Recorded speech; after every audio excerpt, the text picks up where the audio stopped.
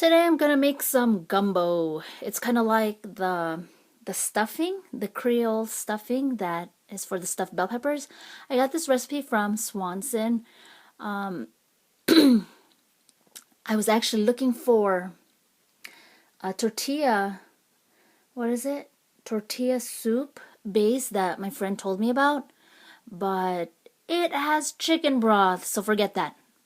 This one is Swanson brand, Louisiana Cajun broth. Let's see what the ingredients are. Okay, so the one on the top, gumbo with andouille sausage. Anyways, I'm not going to use that because we're vegetarian. This, can you see? Let's go closer. Oh, is it clear? Anyways, it looks blurry, so let me just back up. This top picture is what we're supposed to make, and of course it has no chicken or sausage. It'll just have fake meat. So anyways, here we have about a pound of sausage. You can use links or patties. I decided to use this one because I think it's more flavorful than the links.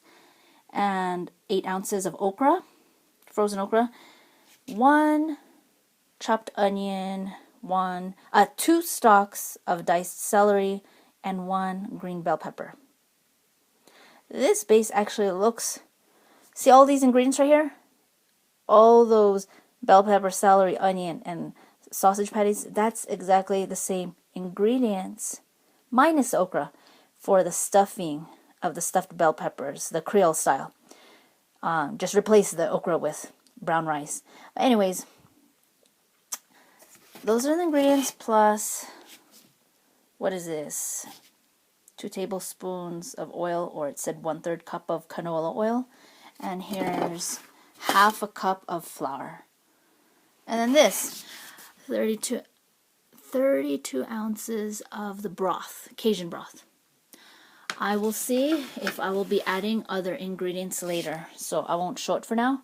But let's get started cooking this soup, which it'll look like that minus the meat, minus the chicken and sausage. Alright, see you in a while.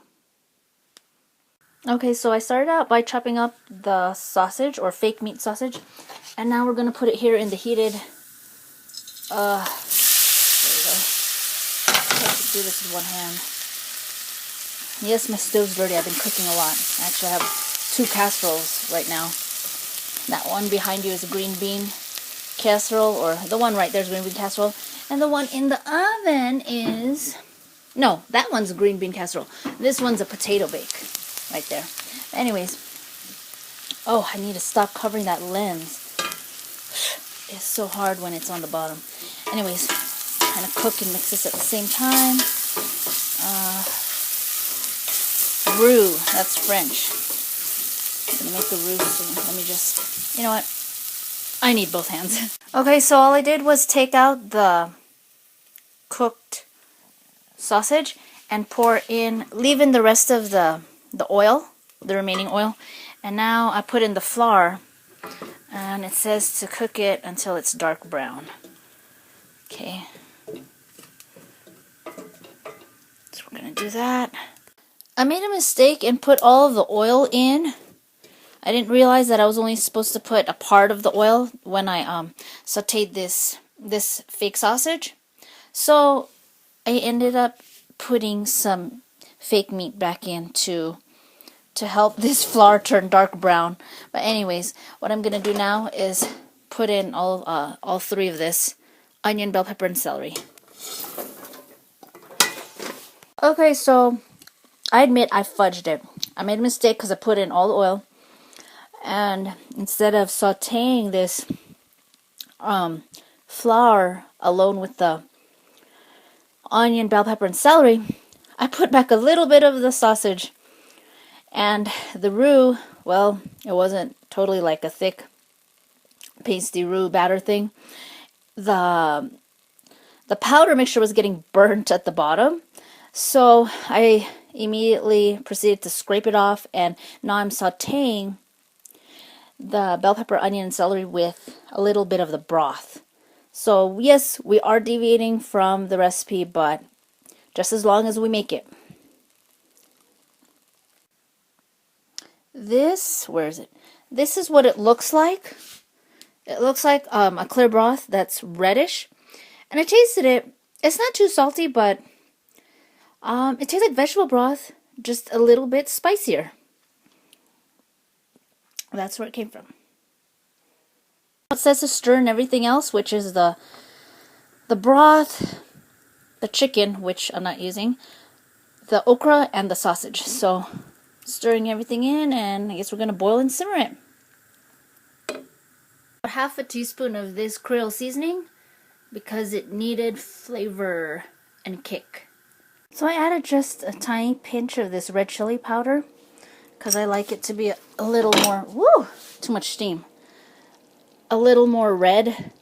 And let me see if I can, where did I put that ladle? Hold on. As you can see, it looks thicker already. It came to a boil and now I'm just simmering it. Look, can you see the thickness because of the flour? Anyways, it needs to simmer for 20 minutes. Okay, we'll see you in a while, Gumbo.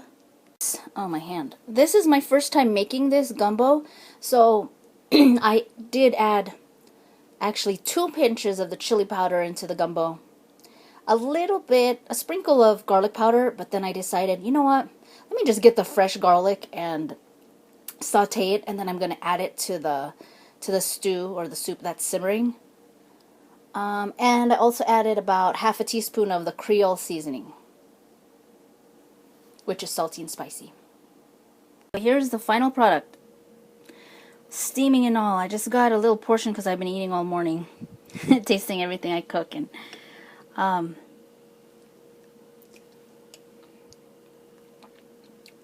not bad. Alright. So I used everything in this recipe here. It's supposed to look like that on the top. I used well, not everything. I didn't use the meat. I didn't use the sausage or chicken, but I followed these directions, and my suggestions are it could use a little less sugar. I believe there is sugar in the ingredient. Yeah, there's sugar in this broth. It's not as good as I was remembering when I had back in the days eaten at a Creole Cajun restaurant named, oh, what's the name? Sherman's back in East San Diego. Anyways, it's alright. It could use a little less sugar, and I like it a little bit more red. So I did add some sauteed garlic while it was simmering. I added a little bit of garlic powder. I added Creole seasoning. And what else did I add? Oh, 2 pinches of red chili powder. So it's okay. It's not the best, but let's look at it. Let's look at the texture.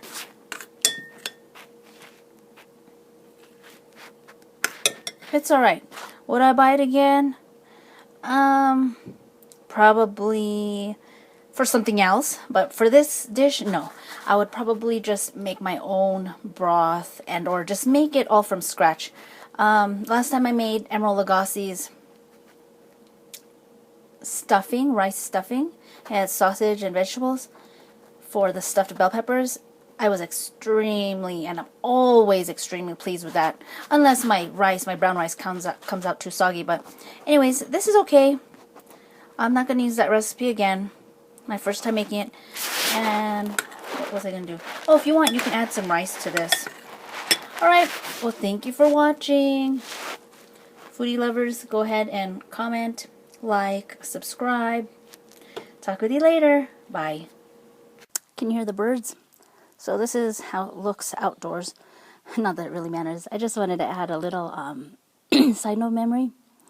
When my dad cooked gumbo for the first time, my cousin was scooping it out with a ladle, and it was a deep, maybe like, I don't know how many quart, but it was a really deep pot, about, I'd say, 1.5 feet, 2 feet or 1.5 feet tall. And my dad, I guess obviously forgot to do something, because when she scooped it up, she screamed because there was this big, long, uncut sausage. She was all, ah! And so we all looked at her like, are you crazy? And when she saw me, and I looked, I ran over, I started busting up. So that's one of my memories of the first time my dad cooked a gumbo. And of course, it had real meat. All right, enjoy.